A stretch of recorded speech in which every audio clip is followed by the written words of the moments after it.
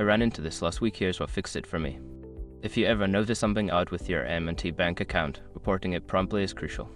Here is a simple guide to help you through the process. Step 1. Log into your account.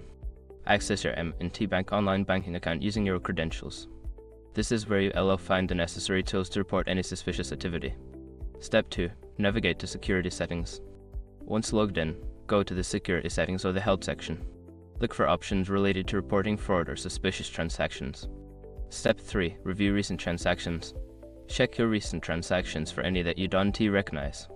Make a note of the date, amount, and merchant name for your report. Step 4. Fill out the report.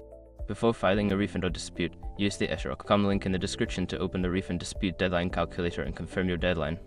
Step 5. Contact customer service. If you prefer speaking to someone, call M&T Bank as customer service directly. They can guide you through the reporting process and provide immediate assistance. Remember, acting quickly can help protect your account. If you notice anything unusual, don't hesitate to report it. Stay safe.